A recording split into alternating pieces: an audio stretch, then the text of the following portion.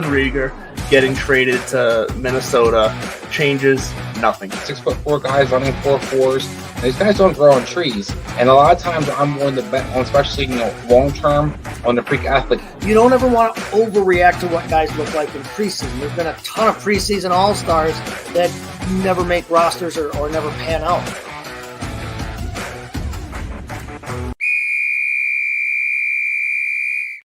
Good evening, Belly Up Fantasy Live. How we all doing out there tonight? I am Chase Thornton, coming to you as always from the Mott and Bailey Basement Bar here on Belly Up Fantasy Live, and we are going to be previewing Week 16 today. We'll talk about all the primetime games, the Thursday night game, the Monday night game. We'll talk about Sunday's slate, 3 games on Christmas Day here as the NFL takes on the NBA for sports supremacy, and any other news that we can come up with here. I may be joined shortly at some point here by Kevin Wilson. He had to work tonight, but at any rate, we got a packed show for you because we got a lot of games to talk about. Reminder real quick here as we get things started that we do have a Saturday slate this week.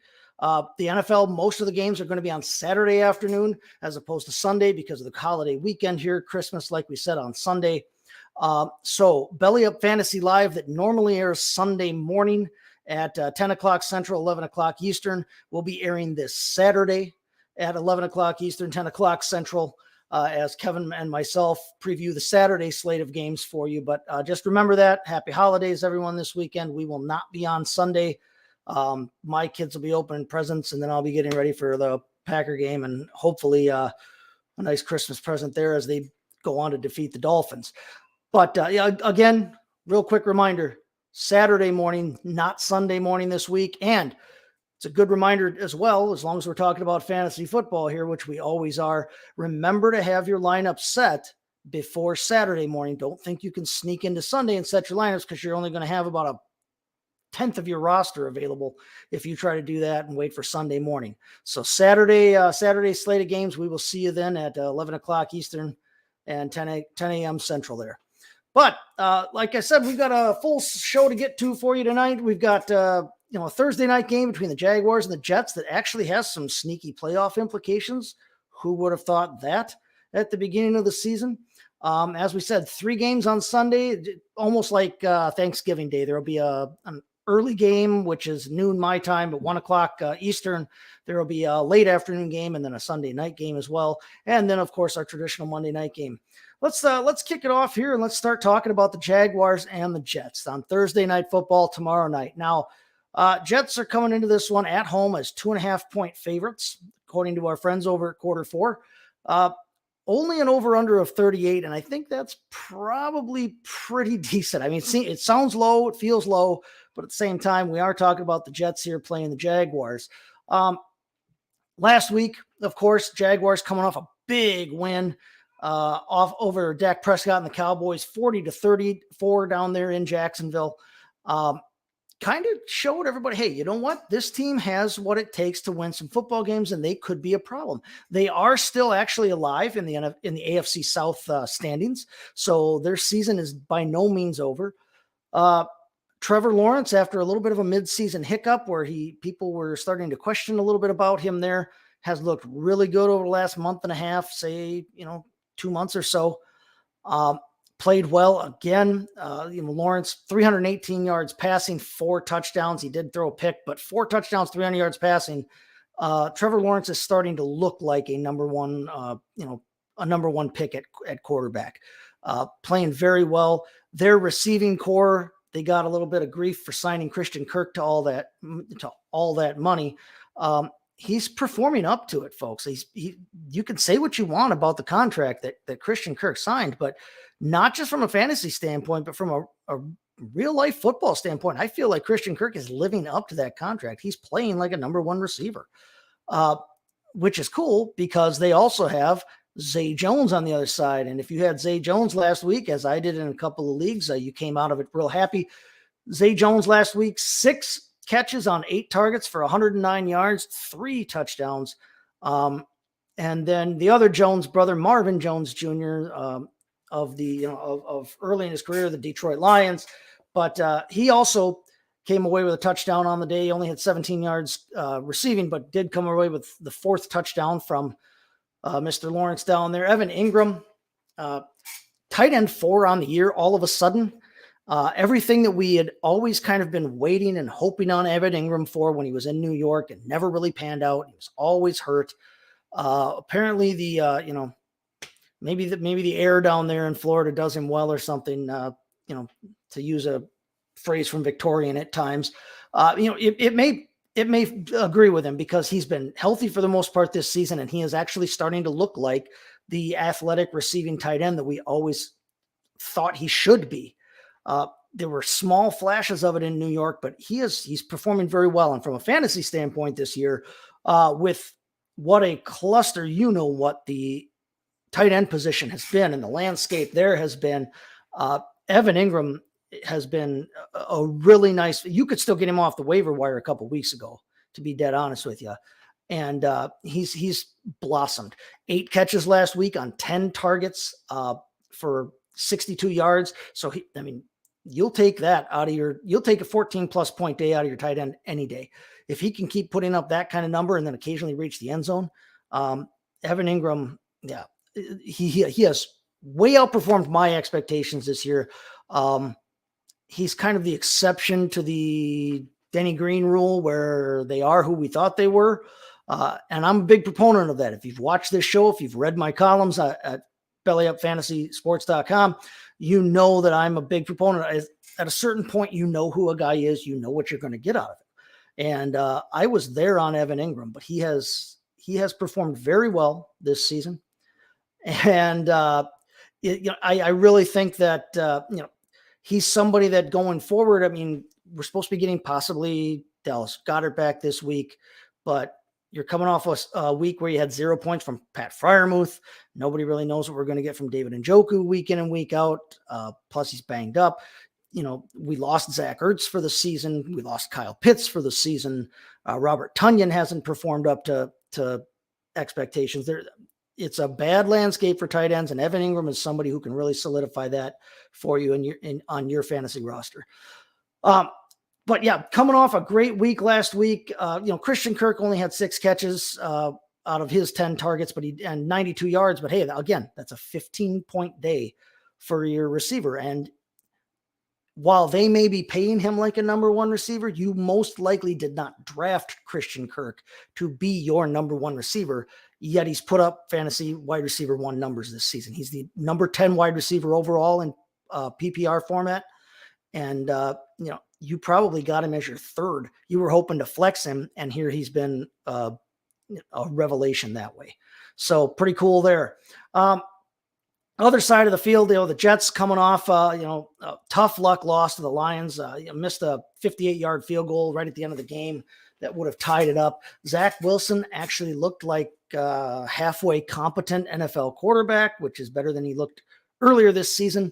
The word has already gone out for those of you who are following this or who maybe picked up Mike White hoping for some help with the Lamar Jackson situation or whatever else it might be on your roster. Mike White will not play tomorrow night. He is still going through the protocol, still coming off his injury. And so Zach Wilson will start tomorrow night against the Jaguars. Now, it's a real good matchup. The Jaguars give up the 5th most points, half PPR, to opposing quarterbacks in fantasy, but it is still Zach Wilson we're talking about. And, he's much more apt to beat up a Cougar than a Jaguar, if you catch my drift there. He did have 317 yards passing last week. He did throw a couple of scores. Of course, he also had another interception. He's not going to give you a ton with his legs, or at least he hasn't to this point in his career. But Wilson will be playing tomorrow night. He will be starting. I'm not so sure that bodes real well for their pass catchers in New York. Garrett Wilson last week had 98 yards receiving, had 4 catches, but he only caught 4 out of 9 targets. Mike White, Joe Flacco earlier in the season were doing a real good job of getting the ball to Garrett Wilson. Zach Wilson came in, and Garrett Wilson his numbers got depressed a little bit. Zach Wilson he needs to be able to figure it out, and he needs to figure out to throw the ball to his best weapon. His best weapon is by far, hands down, Garrett Wilson. Eli Moore had 4 catches for 51 yards. That's some of his busiest work in a while. CJ Uzama popped up early in the season, especially under Flacco. Early in the season, Tyler Conklin was there. He was their big receiving threat at tight end. Remember, they drafted Jeremy Ruckert too, and have him waiting in the wings, and he hasn't had any run this season. But early in the year, it was Tyler Conklin was their threat at tight end, and CJ Uzama, journeyman guy, toiled for a long time, was steady and solid tight end, probably more of a solid real life tight end than a fantasy tight end in Cincinnati. But he comes away with 2 catches on 2 targets for 41 yards and a couple of scores last week. Welcome back to the game, CJ Uzama. With Wilson playing, it's hard to recommend a whole lot of these guys. The Jaguars defense is a good matchup for the big 3, quarterback, running back, wide receiver. They give up the 5th most points to quarterbacks, 8th most to wide receivers, 12th most to running backs. So they are starting caliber matchup for the big 3 positions in fantasy. They are not a good matchup for a defense. So even though the Jets have a good defense, they're facing a team. They're facing a team that is not good for fantasy defense purposes, especially lately, the way they've been throwing the ball, the way they've been scoring. It's an interesting matchup.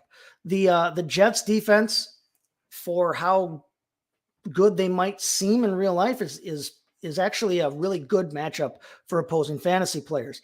They are next to last in the league against opposing wide receivers, and they are in the bottom 8 in the league against quarterbacks and running backs. So it's a good matchup there for your Jaguars offensive players. If we want to take the rundown and look at things at quarterback, I do have Lawrence. I have Trevor Lawrence ranked as my number 9 quarterback this week. My rankings should be out tomorrow morning over at bellyupfantasysports.com. But to give you a little sneak peek, I do have Lawrence as a starter this week at number 9, which is right in line with where he is he's quarterback 6 on the year.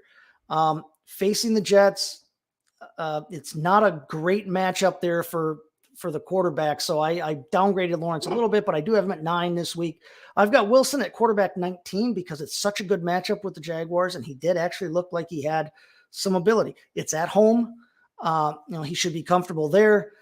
He should have, most of his pass catchers and most of his offense should be healthy for him right now. So I do have Wilson at 19. Running back wise, I've got Travis Etienne. I've got him down at running back 18. I still have him as a starter. I've got him as a wide running back 2 this week, though. As far as the Jets running backs go, Michael Carter, it looks like they may be going for somewhat of a Bam Knight, be the Bam running back, and Carter be a little bit more of their pass catching back. Now, neither one of them got a ton of targets last week. Carter had 1 target. He caught it for 16 yards. But Knight by far outcarried him, 13 carries to 4 there, even in the tight game. He didn't have a ton of yards. It was kind of a dud from Bam Knight last week, but he has looked good. He is their starter from a rushing standpoint. So I've got him as a flexible option. I've got Bam Knight, Zonovan Knight there at running back 27. Carter, if you're desperate for a flex, I guess you could try him. Like I said, he may catch some balls out of the backfield, but between the 2 of them, I'm going Bam Knight.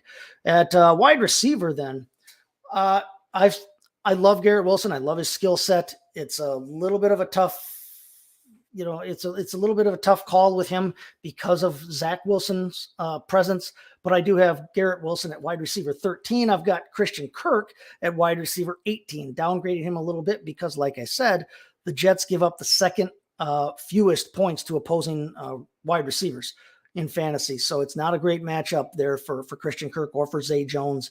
I have Zay Jones. You could put him in as a low end wide receiver 2. He is a wide receiver 2 on the year. He's wide receiver 19 in total points right now. So I have him more as a flex option, though, sitting at 26 there. Other than that, outside of that, Eli Moore, I can't really, the kid's got all the talent in the world. He looked great at the end of last season, the last 5 weeks of the season or so last year. We thought, it's going to be great. I actually considered keeping him in one league, but I cannot in good conscience recommend him to anybody. hopefully he goes out and, shoots the lights out and blows the doors off the place and has a great game. I would love him for it, but I can't recommend anybody play him. Same with Marvin Jones and same with Braxton Berrios. Corey Davis is injured. He may or may not even play. I'm not recommending him either. It's the Garrett Wilson show there. As far as tight ends go, Evan Ingram, I have him as a starting. He's a top flight starting option, to be honest with you, at this point in the season, comparative to the rest of the tight end landscape. So we'll put Ingram at tight end 5. Conklin and Uzama, it's kind of a crapshoot as to who's going to get the tight end targets from week to week, especially under Wilson. I'm not going to recommend either of them. I'm not going to recommend them to you, but if you're in a tough spot for some reason and you lost the tight end or you've been streaming and all the guys are taken, honestly, I might go for Uzama over Conklin, even though Conklin outranks him on the season. Just because, he's coming off the hot hand and who knows what Zach will be looking for a safety blanket. Kicker wise, they're both a couple of decent kickers. I've got Zerline ranked ahead of Patterson this week because I think it's a tough matchup there for a kicker but Zerline is he's usable. He's not a great option. He's usable. He'd be more usable, I think, if Mike White was playing in this game because I would have more confidence that they're going to score some points and drive down far enough to score some points. So between the two, I'm probably going Zerline this week. Defense-wise, they're both worth a shot if you're streaming defenses. I probably like the Jets defense a little bit more just because I like the makeup of that team. I like the way that they've looked. They're coming off a game where they didn't have a whole lot of turnovers, a whole lot of sacks or anything like that. But I think they can get home against the Jaguars. I think they can put a run for the money. And I do like both of these teams though as a streaming option, lower starting options this week. With that does it for Thursday night. You can read. Obviously, I'll have my article up to preview that game a little more in depth. That'll be up tomorrow if you want to take a look at that. But let's move on to the Sunday slate then. Like I said, 3 games on Sunday. We've got an early game, comparatively early. It'll be noon Central Time, 1 o'clock Eastern, but that's going to be the Packers and the Dolphins. As the Green Bay coming off a big win over the Rams and coming off a big win that honestly they should be coming off of and a win they should have garnered. The Rams are not good. I know they won the week before with Baker. Baker pulled that rabbit out of his where, and honestly, he did not look all that bad last week. I didn't think against the Packers either on the Monday night game. He's, keep in mind, he's been in town for 2 weeks and he's trying to learn the most complicated position in professional sports. So, give Baker a break there, but the Packers should have won that game and they did win that game. Packers still need to win out and get some help to make it in the playoffs. I'm not necessarily giving that a whole lot of, realistic credence, but it's still out there.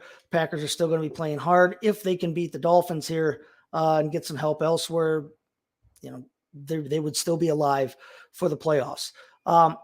Coming off a good game, though, Rodgers had 229 yards passing. He did throw a pretty bad pick. Also had a touchdown in that game. Aaron Jones and A.J. Dillon. Now, A.J. Dillon left the game early under concussion protocol, but he was able to give you a couple of touchdowns and 70-some yards before he left. That's not bad for part-time work. Now, A.J. Dillon looks like he's going to come through the concussion protocol. All signs point to him being able to play and being available on Sunday. But after he left, Aaron Jones took that game over completely. Jones, 17 rushes for 90 yards. He had 4 catches for 36 and a touchdown. Looked like the kind of running back that you drafted him as. You were hoping he was a low-end running back 1, high-end running back 2 type, and he looked like it. But both of them got you some good points last week if you had them starting them in the first week of the playoffs here in the fantasy playoffs. It was a bit of a disappointing day for any of their receivers. Now, they did get Romeo Doubs back. That helps. That will help tremendously. He was maybe their best receiver over the first half of the season or so. He's been out for several weeks here with an injury, but he came back, caught all 5 of his targets for 55 yards, didn't quite get in the end zone, but hey, you'll take that. You'll take that out of a guy who is at this point is essentially your number 3 receiver now, with the emergence of Christian Watson and with Alan Lazard still being there. Lazard was a dud. He put up a bad stat line, 1 catch, 7 yards. But Christian Watson was the one that, I mean, you're talking about a guy who has scored essentially 2 touchdowns in almost every game for the last month and a half. And he's coming off a game now where he only had 4 catches out of 6 targets for 46 yards, didn't get himself in the end zone.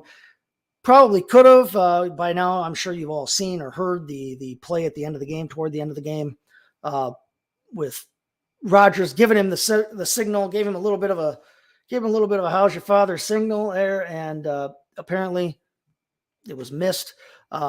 He could have walked into the end zone, could have turned around, snagged the ball, and fallen into the end zone if he'd have wanted to. As it was, Packers settled for a first down on the next play and ran the clock out. So, I mean, it was meaningless in the grand scheme of things vis-a-vis the actual game. But going forward, Watson appeared to have been gaining that trust from Aaron Rodgers. How will that affect things? That remains to be seen. On the other side, the Dolphins are coming off a tough luck loss to the Bills. Last second field goal there to win the game by Josh Allen and the Bills. Tagovailoa, another pair of touchdowns, 234 yards passing. Raheem Mostert with a big day, 17 carries, 136 yards, 20 more yards receiving. Salvon Ahmed found the end zone again. Welcome back, Salvon. Tyreek Hill and Jalen Waddle each scored there, put up some good points. Hill had 9 catches on 13 targets. So, looking at the matchup now this week, the Packers defense is a tough matchup at every position. And from a fantasy standpoint, Packers defense is a tough matchup except against running backs. Raheem Mostert coming off a big week. Jeff Wilson might be back healthy this week, but if he's not, they've still got Salvon Ahmed.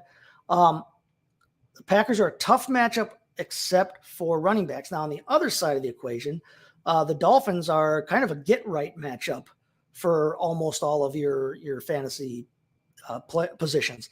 They give up the second most points against opposing quarterbacks. They give up the third most points to opposing tight ends.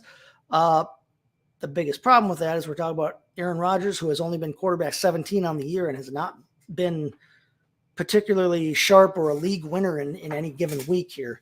And we're talking about the aforementioned Robert Tonyan, who has underperformed this season as well. It's not a real great matchup that way. They give up the 10th most points to opposing running backs. So it's a nice week to fire up Aaron Jones if you have him. Fire up AJ Dillon if you're looking for somebody in the flex position there. I do have Jones ranked as running back 10 this week. I've got Dillon ranked as running back 32, so I've got him as a running back 4 type, or like I said, a low end flex type. His workload just hasn't been as consistent as Jones's has, but I do like them both in this game. I've got Mostert ranked up at running back 16. He's running back 30 on the year. He looked like he had become their starting running back. Then they made the Jeff Wilson trade. Wilson came in, looked like he was going to be the dude, and now it's anybody's guess who gets the carries when they're both healthy. But I like Mostert better in this game than Wilson. If Wilson comes back, I'm not necessarily going to recommend him to anybody, or Salvon Ahmed for that matter. Quarterbacks, I've got Rodgers on the 1-2 bubble. I've got him at quarterback 13 this week. Tua is a high-end starter for me. He's quarterback 5 this week. I know that, I just went over some of the rankings. Packers are give up the 22nd most points to opposing quarterbacks. It's not a great matchup for them. They're bottom 10. However you want to look at it, bottom 10 or top 10 in the league in terms of giving up points to opposing quarterbacks. Either way, it's a tough matchup for a quarterback. But Tua also has Tyreek Hill. He still has Jalen Waddle. He's still got weapons there available. So I like him at quarterback 5 this week. Speaking of Hill and Waddle, they're both starting options. You don't need me to tell you that. Hill's at 4 this week. I've got Waddle at 11 this week. I've got Watson at 17, so I've got him as a wide receiver 2 this week. The only other receiver that I'm really, Trent Sherfield, we don't know anything about whether he's, Cedric Wilson, we don't know anything about whether those guys will actually get in the game and have any kind of impact. Sherfield's had some sneaky games where he's had some sneaky fun catches. But, Dobbs, we just, with the emergence of Watson, I think he's their third wide receiver now. Cobb, he doesn't have enough usage. Alan Lazard, who I loved coming into this year, and I still think he's a great talent. He's a great talent and a great target for Aaron Rodgers, but he has taken kind of that number 2 back seat to Watson again. So I've got him as like a wide receiver 4 this week, low end flex option. I would look elsewhere if I could for that. Jason Sanders has been a good kicker, and it's not a terrible matchup against the Packers. And I think they're going to score some points. So, yeah, you could use him. I have Sanders ranked as number 11 this week. Crosby is as usable as anybody, to be dead honest with you, especially in nice weather, presumably nice weather now in Miami. But I don't have him in my top 20 this week. He hasn't been that kind of option this year. With the regression of the Packers offense comes the regression of points for Mason Crosby. And then defensively, honestly, I'm not going to recommend either one of these defenses in this game just because neither one of them is really all that great. Miami's 22 on the year and Green Bay's 23 on the year. They're not great defenses. They're playing in a game where we might see some points scored. I'm not going to recommend either one of them. It's not a great matchup either way for them. So look elsewhere for your defense. With that said, we're going to take our first break here and listen to our Manscaped holiday ad. And then when we come back on the other side, we'll be joined by Kevin Wilson, and we'll talk about the other 2 Sunday games. This holiday season, I'll be giving thanks to our friends over at Manscaped. Everyone loves turkey and stuffing, but you'll be looking like dessert with the help of Manscaped's Performance Package 4.0. The leaders in below-the-waist grooming have blessed you with the ultimate Thanksgiving dinner topic. Tell your in-laws about your new cutting-edge ball trimmer and gift yourself or the man in your life the ultimate men's hygiene bundle. Trim your pumpkins by going to manscaped.com and use the promo code BELLYUPFANTASY for free shipping and 20% off. Think your holiday spread is good? It's time to give thanks to the Manscaped Performance Package 4.0, or as I like to call it, the perfect package for your package. Inside, you'll find their Lawnmower 4.0 trimmer, Weed Whacker ear and nose hair trimmer, Crop Preserver ball deodorant, Crop Reviver toner, Performance Boxer briefs, and a travel bag to hold all your goodies. Think of it as a cornucopia for your balls. Get 20% off and free shipping with the promo code BELLYUPFANTASY at manscaped.com. That's 20% off and free shipping at manscaped.com when you use the promo code BELLYUPFANTASY. Be thankful this holiday season for the best gift of all from Manscaped. Your balls will thank you.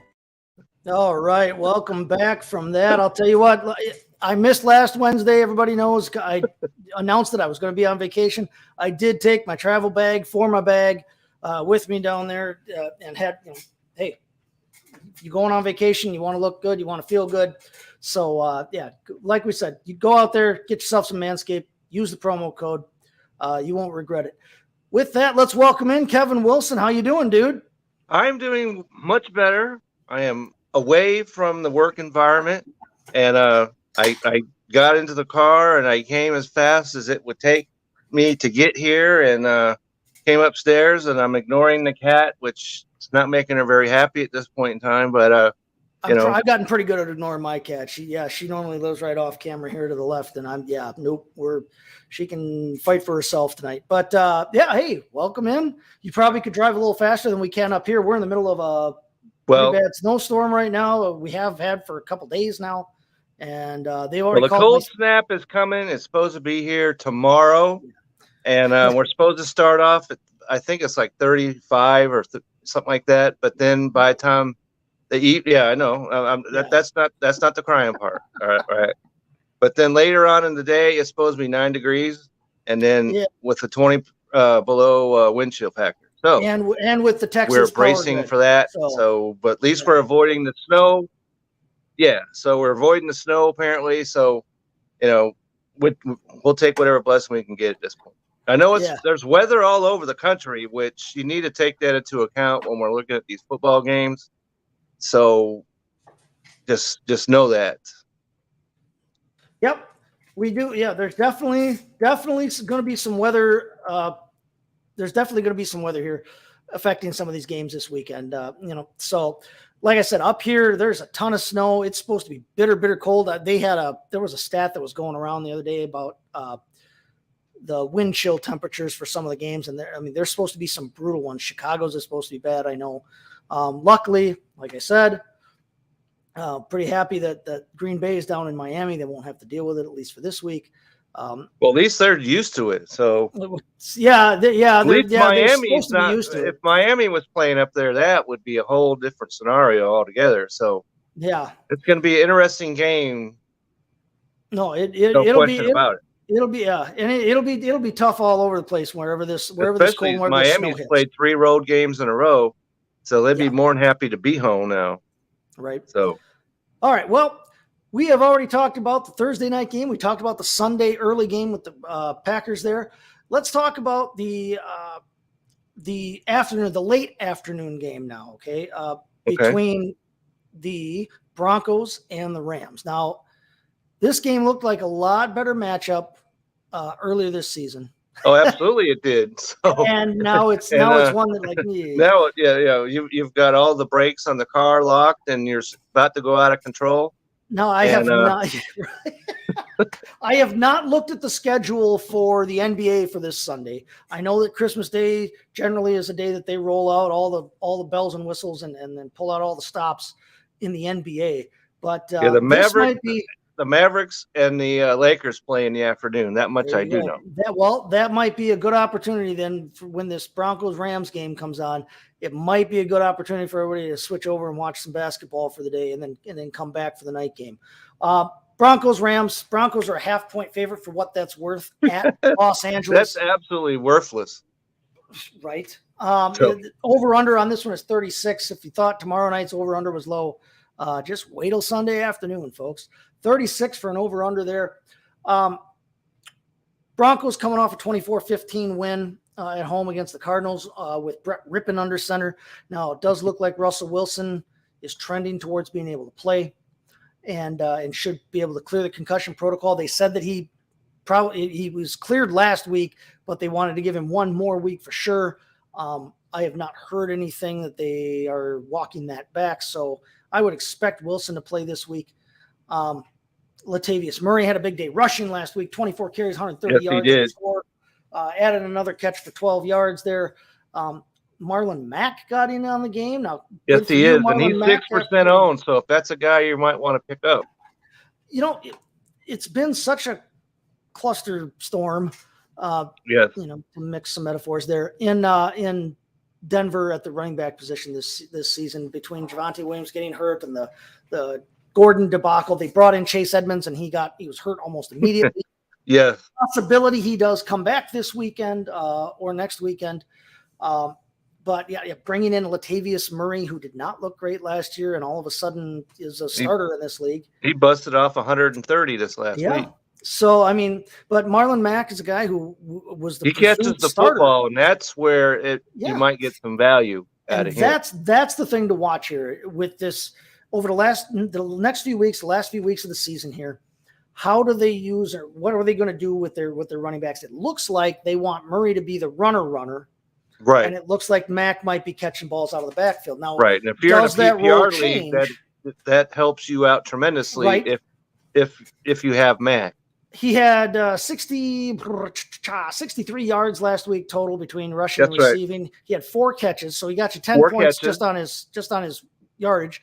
Right. And he had the touchdown. So their backup running back got you 16 points last week. That's right. They're not a great offense. No, they're not. And the Rams, we know they're a train wreck. Yep. But they're top 10, right at 10, matter of fact, against running backs. Mm-hmm. But that's where catching the football might come into play.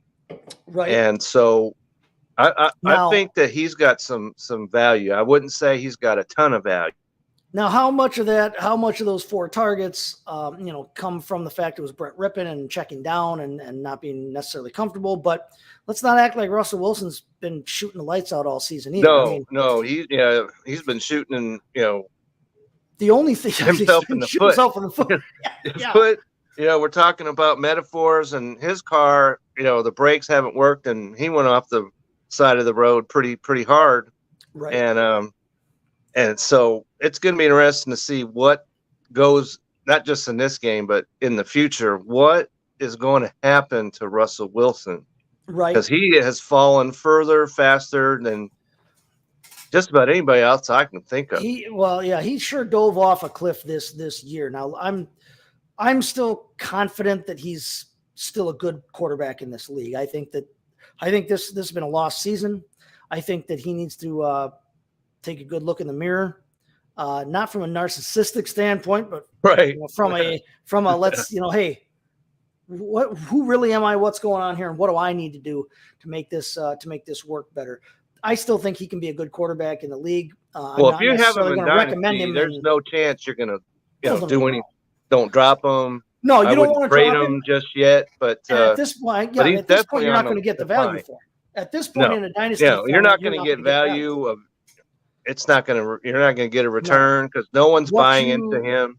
He is getting older. What you want to wait for in dynasty is you're going to want to wait to see if he can maybe have a real good start to next season.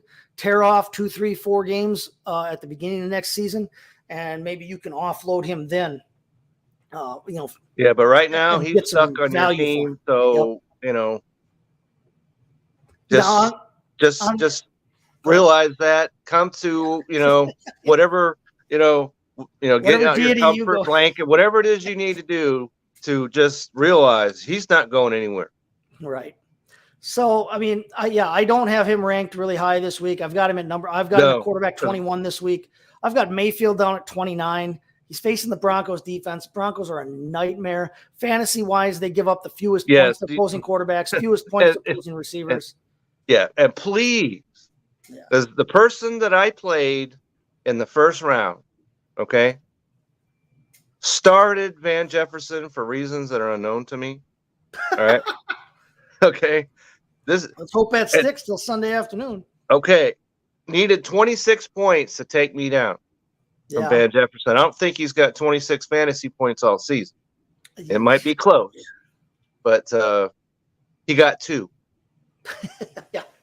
Okay, 2. So there's nobody really to look at. Semifinals. I was quite pleased, even though Tom Brady did everything he possibly could to throw that down the drain.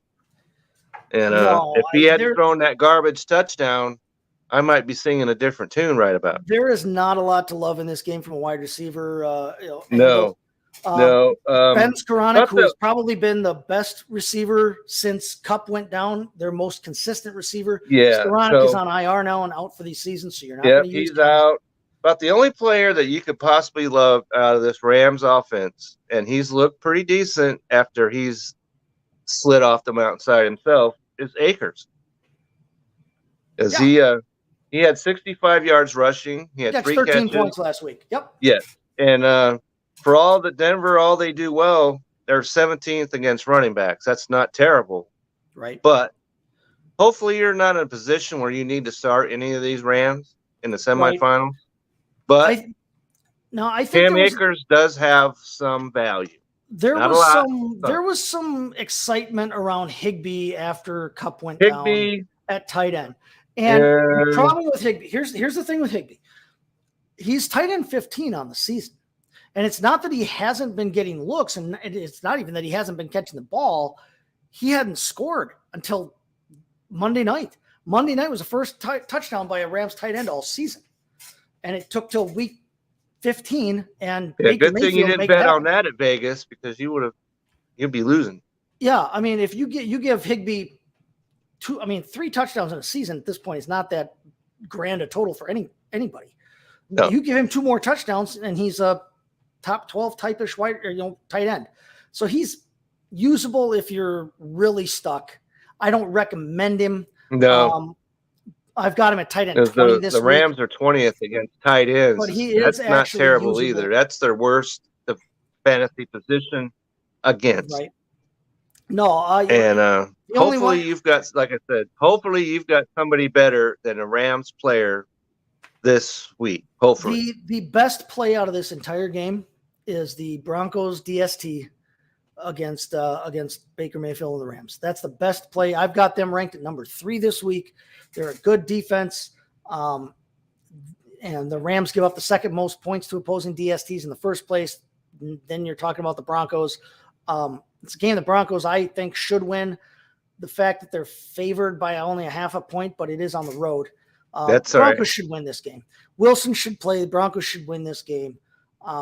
And the best play out of any position and the only actual recommendation I have from this game is the Broncos defense. I have Jerry Jeudy as a low-end wide receiver too. Yeah, he's not going to catch 3 touchdowns this week. No, Just no, know no. that. That's not happening. Cortland Sutton No. may or may not be back, but I can't recommend him, especially No. coming off injury. Greg Dulcich, I don't recommend. He's a No, don't streamable, do but that. not. Yeah. Don't do that to yourself. He had 1 catch last week. Don't do that to yourself. And Sutton, he might have some value going forward, But I'm not going to recommend him. but no, he Top doesn't tier. have any value this week, No. unfortunately for him. So let's leave that pile of excrement behind, and let's talk about the Sunday night game now. Buccaneers traveling to the desert. They're going to play the Cardinals. Buccaneers are 6-point favorite. Over under for this game is 38.5. Thanks to our good friends over at Quarter 4. Okay. Buccaneers coming off tough loss to the Bengals. They I'll be honest with you. I didn't think the game looked as close as it ended up being 11 points. No, because they got that touchdown right at the end. Yeah. And like I said, I was beside myself in that game because I'm as everybody's been watching knows, I'm a Bengals guy, and so I wanted the Bengals to win, but I didn't want Tom Brady to turn the ball over 4 times. Yeah, He was my starter. rough day. Okay, in fantasy, I started him because I didn't think that Well, if he holds on to the Jacksonville ball, would blow the Cowboys' doors off right? once again. Yeah. And so Trevor Lawrence was on my bench, and he had 40 fantasy points. Yes, he did. We talked All about right. that. 4 touchdowns. Yes, we did. Starting to And look like a so number one that pick. is 2 quality plays that he's had against 2 pretty good pass defense. I know we already talked about that, so I won't get too deep into that. But If Brady, if the GOAT just holds on to the damn ball and keeps If he- it yeah. in his hands, yes, he had a good hold game. on He to had it. 312 Don't yards fumble it rushing. twice. Don't throw it away. I was sitting 300 over yards there, and I passing was and 3 like, touchdowns. because That's a I was good day. beating, I was winning the matchup by over, I'm going to say it was like 35 fantasy points. Mhm. All right. Then all of a sudden, interception, fumble, interception, fumble. I'm like, oh, what the hell? And so, but then he threw that last second touchdown, and that got me into the semifinal. So, Well, the, and, score, the score to Godwin helped me. The 2 touchdowns of Russell Gage and, probably didn't help anyone. yeah. And Unless you had unfortunately Brady. for me, my opponent also had Mike Evans, who has not been the player that we thought he would He's be. not been Mike Evans this year, no. No, he has not been. And he was throwing it to Godwin. So I was like, okay, that works for me. And Now, so Evans all had 10 looks the other day. Evans got He 10 did. targets, but he only caught half of them, whereas Godwin sees 8 targets and catches every single one of them. that's and a right. score. And a Godwin has score. been the more consistent player this season. He's been the better player, honestly, since he came He back has from been. injury. He has been. Mike Evans is still Mike Evans. He still got you 13-some points last week with between the 83 Well, he yards got and Not 5 me. catches. Got my But opponent. I'm saying, Evans didn't kill you. You know what I mean? If you had him in your Right. lineup, but he has not been the, top 5-6 type that you were hoping for. No, he has he's, not. He's wide receiver 24 on the season. Godwin's 22, and he missed a couple games at the start of the year. I mean, Mike Evans has not been Michael Evans this year. He's been kind of just a dude who's Right, on your 'cause, roster, and you Yeah, play because the him week because you before kind of have that, to, he had 5 catches out of 8 targets. right? So And like I that's said, and then that's not working. And then you get It's Russell Gage with 8 catches, 12 looks, Yeah. and a couple of Take scores. away that garbage touchdown. He's not worth anything. Well, nobody, even if you got him on your roster, nobody's starting him. That's the thing. He's a roster filler, No. but you're not starting No. him. And then who the hell started him when he got 2 touchdowns in the game? That didn't help anybody. Thank you, Russell. Yeah, hopefully you're not doing that to yourselves in the playoffs, fantasy playoffs. Russell Gage does not equal success. So I've got Godwin as a top 10 play. I've got him at wide receiver 9. I've got Brady Absolutely. at 14. And if you've got Evans, you got to roll him out, I think. He's a wide receiver 2. Take him as he is. Take him for what he is. Because Arizona is 23rd against running backs. They're 26th against quarterbacks. They're 32nd at tight end. Unfortunately, unless you're talking about Otten, which I'm not. I like Otten, but he's just. I kind of do too, but he only had one catch last week. They're 14th against wide receivers, so they're kind of okay there. But if you've got a Tampa player, start him this week. Honestly, I think Otten will be better off once Cameron Brate is gone, and he needs to, you talk about a guy that you need to escort to the side, right? To the corner and make sure, hey, playbook, let's go. I think Otten will benefit if Tom Brady leaves town too. I really do. It's a tight end, and we know that Brady has had, good tight ends in the past, and he's been good for tight ends in the past, but look at the tight ends he was throwing to, for crying out loud. I mean, we're talking Martellus Bennett, Rob Gronkowski, possibly the greatest tight end ever. Aaron Hernandez, for whatever you want to say about him off the field, and he deserves all of it. Aaron Hernandez was a good receiving tight end in the NFL. Absolutely. He's had good players to throw to his whole career at the tight end position. So it wasn't like necessarily Tom wasn't the one who made the tight ends that played for him. And I think Otten will probably be better off next season if he's So if you have him in your dynasty league, absolutely hang on to him. Yeah. Oh, I like Cade Otten. Brate, you can kick him so hard to the curb it'll might even check your foot for got a couple of hairline fracture when you're done. O'Keefe is not. He's not. I don't think he's quite the player that Otten is. But they're both rookies, and they look like they've got their tight end room set for quite a while, and that's pretty cool. But if there's a bigger cluster storm, again to mix the metaphor, in this game, it's on the other sideline where right now Kyler Murray is obviously on IR. Okay, Colt McCoy is stuck in concussion protocol. He's out. Trace McSorley is going to be your starter. Yeah, hopefully you're not down to Trace McSorley in your semifinal matchup.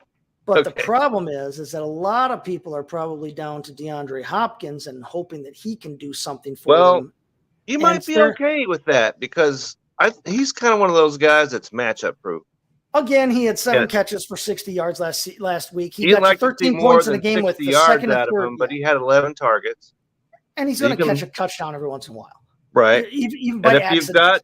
If you've got Connor, which I do, you kind of locked in there. Yep, I like Connor. I've got Connor ranked at 11. He gave me a touchdown last week, had 3 catches. So he did not cost me a first round, matchup. So I'll running back 20 in the season, but if you look at points per game, Connor's running back 13. He's right on the line where I drafted him as a borderline 1, high end 2. That's exactly what James Conner has been when healthy this season. He's healthy. That's right. Now, that's the key. And they're going to have to rely on him because it's either him or Trace McSorley. I don't like Hollywood Brown. I don't necessarily like Trey McBride. I don't either. This game just because of McSorley. I like McBride as a player. I love Hollywood Brown as a player. Not this week in fantasy. McBride, let's not talk about that too a whole lot, even though he had 4 catches last week. Yeah. And so, he's looked okay. He's a young tight end trying to put it all together and figure it out on the fly when he wasn't supposed to really start this year because it was supposed to be the Zach Ertz show. And it was the Zach Ertz show. It was. Until he got hurt. But no, the only on the Cardinals side of things, on the Arizona side of things, Connor and Hopkins are my only 2 actual recommendations. I've got Hopkins as a wide receiver 12, but you don't need me to tell you to start DeAndre Hopkins. I agree with you. He's somewhat matchup proof, kind of like DK Metcalf in that they're just so talented, so physical. They're going to get the looks. They're a little bit quarterback proof, matchup proof. On the other side of things, though, I really do like because Hopkins has double-digit fantasy points in every game he's played since he returned from suspension. Yes, he does. And doesn't matter if it was Murray, doesn't matter if it was McCoy, whoever, he catches the football. but with the idea that Trace McSorley is starting, and he's not a great quarterback. Yeah, and there are there are problems there to begin with. Cardinals do not have a real great offensive line. They're only ranked number 23 by PFF here on begin with, right? Rankings. I like the Tampa defense in this game as well. Again, hey, it's the playoffs. You're looking for points where you can get them. I know we don't normally talk about kickers and defenses in this, on this show very often, but you're talking about a team that's already a strong real life defense facing a third string quarterback now running this offense. Right. And it's an offense that has given up points to opposing DSTs anyway. They're 7th in the league. That's right. And their weakness as a defense is against tight end, which it's not going to help. We just talked about it's a rookie. Yeah, we just talked about it. They've got a rookie, Trey McBride, going against them. All right, we're going to take a break here. We're going to listen to our final spot here, and then when we come back, we'll wrap it up with the Monday night game here. We'll talk about the Chargers and the Colts and see if we can make heads or tails out of what the hell's going to happen there. Yeah. Football is back, baby, and our new sponsor, True Classic, wants you to look and feel your best even after a couple of brewskis or going full force on your fantasy football draft. Sure, it's football season, but it's also butt to couch season.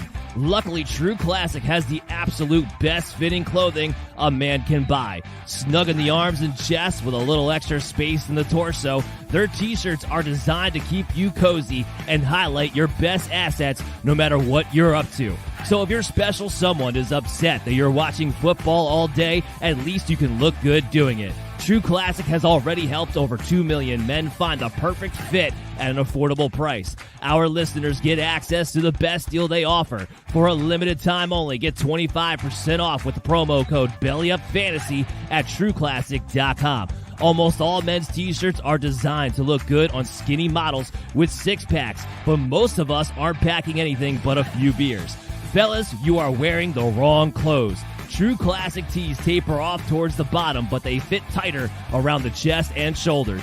It's time to highlight your best attributes with a t-shirt you can always confidently throw on. It's about time to get your fit together, so upgrade your wardrobe with True Classic and get 25% off at TrueClassic.com with promo code BELLYUPFANTASY. Free shipping included on purchases over $100. That's 25% off at TrueClassic.com with the promo code BELLYUPFANTASY. If there's one bet you should make this football season, it's on True Classic. True Classic, look good, feel good.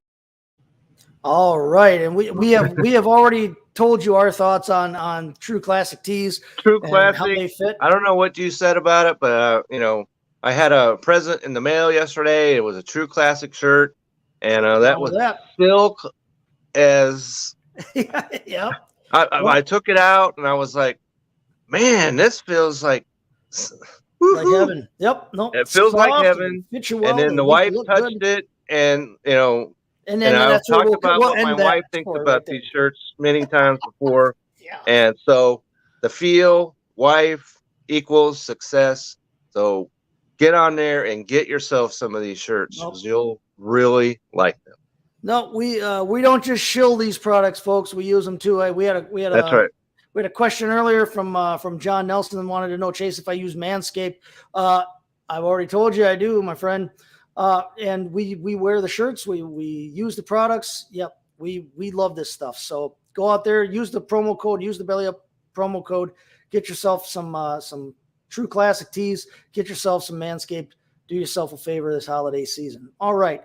Let's take a look here now at the Monday night game, our last game that we're going to preview for the night here. Chargers, 3.5-point favorites, traveling to Indianapolis to face the Colts. Colts coming off possibly the most embarrassing game in the history of football. Over under a 44.5. Apparently Vegas thinks, and our friends at Quarter Four think that there's going to be some points scored in this game. Chargers coming off a pretty low scoring contest. Actually, I think they are correct. Yeah. 17-14. Chargers beat the Titans last week. Justin Herbert had 300 yards passing, but couldn't stick the ball in the end zone. Only had a couple of picks. Austin Eckler did run the ball in once. They didn't seem they they got stuff going, but they just couldn't seem to like kind of put it all together against Tennessee there. But Chargers, they've got a good offense. They've got a good quarterback. They're facing a team in the Colts that are a good matchup, especially for running backs and quarterbacks. You don't need us to tell you to start Herbert. You don't need us to tell you to start Eckler. You probably or shouldn't need us to tell you to start Allen and Williams. I've got Keenan Allen and Mike Williams ranked 14 and 15 this week. I should whatever the time frame is. There's just a bit of caution because of all the problems Indianapolis has had. They're number 4 against wide receivers in fantasy. They are good, which is why I have them ranked down at 14 and 15 as wide receiver 2s. Normally I would have one or the other at least probably up as a wide receiver 1. I do think that Herbert has a good game here. I think he bounces back. He's going to have to go somebody. I think so too. Yep. Him, Austin Eckler, of course, and they're middle of the road against tight ends, so you can make your own judgment on Everett. I've got Everett ranked as a low end starter, which is what he is, in my opinion. He's a low end starting. Yep. 6 targets last week, so. I am going to be starting the Chargers defense against the Colts if I can get it. I've kind of been following the Colts week to week in leagues where I'm streaming defenses a lot. I've been trying to chase the Colts if I can get a hold of whoever's playing them. I've got the Chargers ranked at number 9 this week because not only are they facing the Colts defense or the Colts offense, which is giving up the most points to opposing fantasy defenses, but they are doing it by rolling out Nick Foles, their 3rd different starting quarterback of the season here now. Yeah, they said they've had enough of Matt Ryan now, I guess. Yep. So it will not be Matt Ryan. It will not be say La Vie, and I'm sure there's a song that goes here, and just when the Terminator said I'll be back, that's not Matt Ryan saying that. So like I said, I've got the Chargers DST ranked as a starting defense this week. I like them. I have them at 9 because I like Nick Foles. I think, and he's shown the ability to be a good backup quarterback. But that's 3 years ago now. So exactly, and you're talking about a backup quarterback on a team that already gives up the most points to opposing DSTs. And the only reason why they scored 33 points is because Minnesota kept turning the ball over. Right. And even so, even though they were up 33-0, the Vikings still had actually a pretty good day against them from a DST standpoint. Right. They got you. And I was like, can you please throw the ball to Justin Jefferson? Can you please do that? And he went ahead and did. No, they finally went ahead and did that. The big you wouldn't think that I would have to put a telegram into the Minnesota coach to say, can you please throw it to Justin Jefferson for him to do it? And so, when we're talking about this game, we could talk about Adam Thielen a little bit. He has fallen. You're talking about guys that have fallen. He has not been Adam Thielen this year. So if you have him, that's not the way to go. He appears to be very much on the downswing. Planted him as the number 2 receiver in Minnesota. But the Colts, basically everything that you got from the Colts last weekend, you got in one half of football. The biggest news then, outside of Foles obviously being the starter now for this Monday night, the big news out of Indianapolis is Jonathan Taylor is shut down. He's done for the season. Shut down. He's on IR now. Down. Their running back usage last week was interesting. It was. Deion Jackson has been there all season. Has been there. Right. He has been their backup.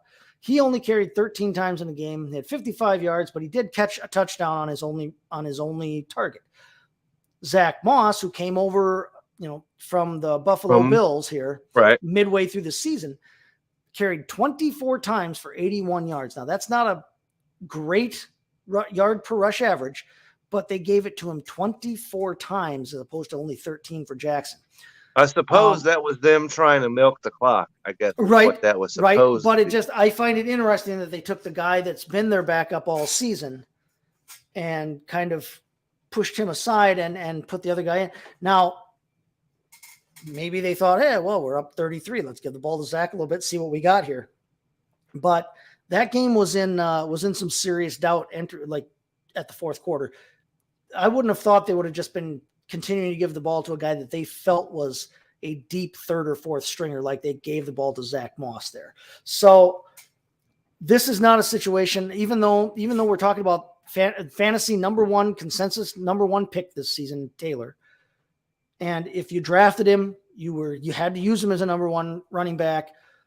This is not a situation where I'm excited to jump on like the guy who's taking the job, because we don't necessarily know who is taking the job right now. We don't know if it's going to be Deion Jackson who's going to be getting most of the action. We don't know if it's going to be Zach Moss who's getting most of the action. And at the very least, you think that both of them will play and they'll both cap each other. Now, if they get behind, I would think that Deion Jackson may see the field more as a pass catcher. But honestly, I'm basing that on the speculation from seeing one target to him and 0 to Zach Moss last week. This is not a situation I want to jump on. I've got them ranked at literally 35 and 36. I've got Jackson. I know that he was at the top of the waiver wire. Yes. But I did not write about him, and that was a reason. There was a reason why I did not do that in my article this past week. It's not a great run. Exactly for what you're saying right It's here. not a great offense to begin with, but secondly, then we do not know who is really going to be or if there will be even a number one guy in that backfield right now. So steer clear of that. Michael Pittman, I'm downgrading him with Foles there. I've got him as wide receiver 25.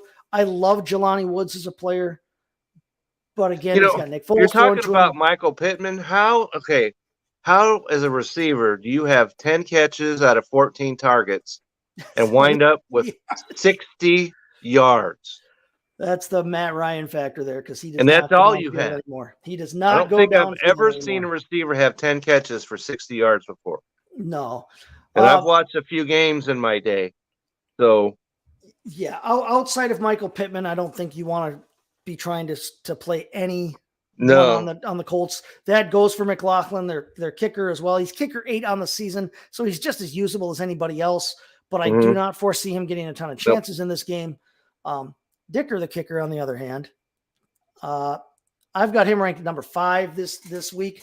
I like his chances I like the Chargers to score some points this week, especially and since if they're scoring points in the dome, right? So if they're scoring it's not going to be 20 below, and it might be 20 below. Dicker, the kicker, indoors is money. I like him. Right. All right. Well, I mean, there it is. We have covered everything in terms of the big marquee matchups for this week, the Thursday, Sunday, and Monday games. Remember, again, like we said, that there is a Saturday slate. The main slate is Saturday this week. And so because of that, we will have a Saturday morning show this week instead of a Sunday morning show at 11 Eastern, where time begins. That's right. 10 o'clock Central Time if you're on Kevin's timeline. I'm not sure if that's true. But yeah. Well, like I said, reminder, keep that in mind. Tell your friends, tell your enemies, tell your family, whatever. That's right. We will not be on Sunday morning, but it was Saturday. If you want morning, to advance the championship, you need to be here at 10 o'clock Central Saturday morning. We'll have all the news that is news, and we will tell you all about it then. Kevin, you got anything going on in terms of articles that people should be looking at, or anything else? Well, that's going on? I put out my my semifinals waiver pickup article, and even though the waivers is processed for the most part, there are still some players that are on there. I'm sure that you're going to want to get over there and take a look at. Some waivers, as you know, process on Thursday. I'm not exactly sure where in the universe those people are, but there are some that do that. So and there have been, I don't know if you've seen that, but it seems like every player in the NFL, their status has gone from healthy to questionable. Every one of them, it seems like. I don't know if you saw it. I think it was the Miami Heat got fined by the NBA for sitting some of their star players and not having them on the injury report. And so the very next game, the Heat literally listed every single member of the roster on their injury report, including guys that were in the G League. Just to kind of stick one to the NBA. It's almost what it feels like, because you are right. I was looking at the injury report for this week, from the NFL. Especially on Sleeper. I was getting overwhelmed because it was like every 5 seconds, this guy is now questionable. Everybody's questionable. Well, So, everybody's questionable. Everybody hurts at this time of season. But yeah. Right. And so I just mentioned that because, like I said, if you've got one of these players that might go from questionable to out, keep an eye on things. Keep an eye on things. You're going to want to check out this article.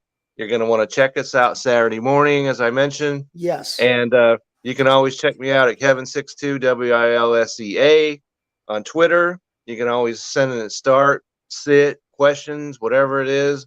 Hey, what do you think I should do with this guy? If you're adding people, you have to drop somebody, obviously. Yep. And so if there are any questions about should I drop this guy, you can always, as we're saying, fire drop one this off into me, fire it away. And so because everybody out there wants to win their semifinal match and get the championship, including me. Definitely. So if you need any assistance, reach out. Holla. You gotta holler.